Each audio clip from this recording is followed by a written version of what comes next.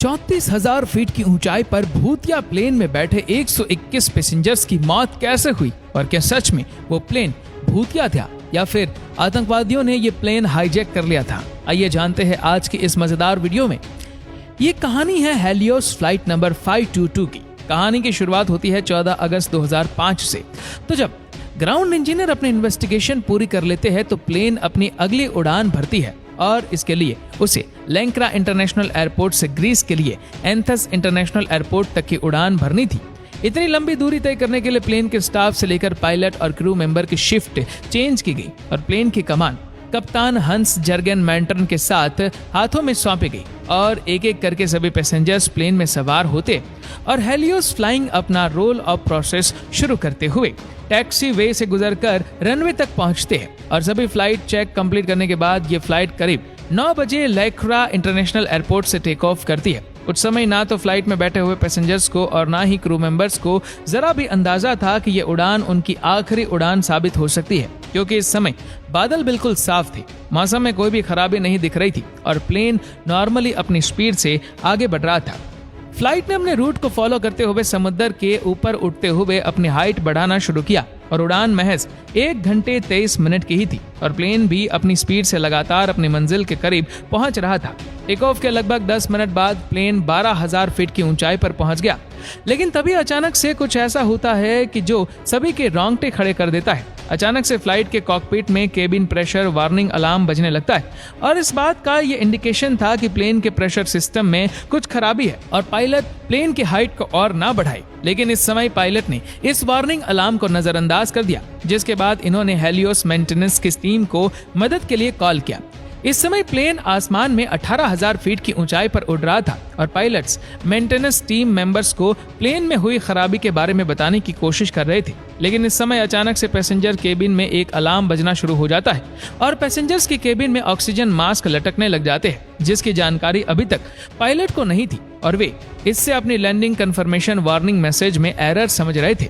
Continue Helios maintenance team की request के बाद प्लेन के ग्राउंड इंजीनियर से उन्हें कनेक्ट किया गया और ग्राउंड इंजीनियर ने प्लेन में चल रही खराबी की सारी जानकारियां मांगी। तब पायलट ने उन्हें बताया कि प्लेन का वेंटिलेशन कॉलिंग सिस्टम बेकार हो गया है। इसके बाद ग्राउंड इंजीनियर उन्हें प्लेन का प्रेशर बटन चेक करने के लिए कहते और पूछते हैं कि क्या प्रेशर बटन ऑटो मोड पर सेट है। लेकिन इस समय कॉकपिट में लगातार अलार्म वार्निंग मैसेज सुनाई दे रहे होते, जिसकी वजह से पायलट परेशान हो जाते हैं और इंजीनियर के इस सवाल को अनसुना कर देते और उनसे वेंटिलेशन कॉलिंग सिस्टम को ठीक करने की डिमांड करते हैं। लेकिन इसी बीच अचानक से पायलट्स और सर्विस इंजीनियर का कनेक्शन टूट जाता है। हालांकि हेलियोस एयरबेस पर मौजूद ग्राउंड सर्विस टीम और एटीसी बार बार फ्लाइट में मौजूद पायलट को कनेक्ट करने की कोशिश करते हैं, लेकिन सारी कोशिशें नाकामयाब रहती है। प्लेन की हाइट लगातार बढ़ती जा रही थी। अब प्लेन 34,000 फीट की ऊंचाई तक पहुंच चुका था, लेकिन बार बार कोशिशों के बाद भी जब प्लेन के पायलट से कोई कनेक्शन नहीं हो पाता तो दोनों एलबीएस पर मौजूद स्टाफ की टेंशन बढ़ने लगती है। इसके बाद पास ही में एक एयरफोर्स स्टेशन से 2 F-16 लड़ाकू जहाजों को इस पायलट के पास जाकर उसको चेक करने के लिए भेजा जाता है। सुबह 11:24 पर ये दोनों फाइटर प्लेन हेलियोस फ्लाइट के पास पहुंचकर उसके पीछे पीछे उड़ने लगते हैं और इनमें से एक प्लेन फ्लाइट के साथ उड़कर उसके अंदर झांकने की कोशिश करता है और इस फाइटर प्लेन में जो कुछ देखा गया वो सबके होश उड़ाने वाला था। दरअसल फाइटर प्लेन पायलट देखता है कि प्लेन में कोई एक्सटर्नल डैमेज नहीं है, लेकिन फर्स्ट ऑफिसर अपनी सीट पर बेहोश है, कप्तान की सीट खाली है और पैसेंजर्स केबिन खिड़की में देखने पर पता चलता है कि सभी पैसेंजर्स अपनी सीट पर बिल्कुल बेसुध पड़े हुए हैं। ऑक्सीजन मास्क पैसेंजर केबिन में लटके हुए। कुछ पैसेंजर्स ने ऑक्सीजन मास्क पहने हुए थे, लेकिन वह भी बिल्कुल बेशुद्ध थे। बाकी जिन पैसेंजर्स ने ऑक्सीजन मास्क नहीं पहने हुए थे वो नीचे सिर करके बेहोश थे और कोई रिएक्ट नहीं कर रहे थे। इसके बाद अचानक से fighter plane pilot Helios flight में दिखते हैं कि एक बिना मास्क पहने हुए अनजान आदमी आकर कैप्टन की सीट पर बैठ जाता है और कुछ ही सेकंड में 11:50 पर अपने आप उड़ते हुए प्लेन के बाई इंजन में से धुआं निकलने लगता है और इसके कुछ ही सेकंड बाद लेफ्ट इंजन बंद हो जाता है और प्लेन एक तरफ झुक जाता है। इसके बाद 11:54 फ्लाइट के कॉकपिट वॉइस रिकॉर्डर पर 2 बार एक मैसेज रिकॉर्ड होता है।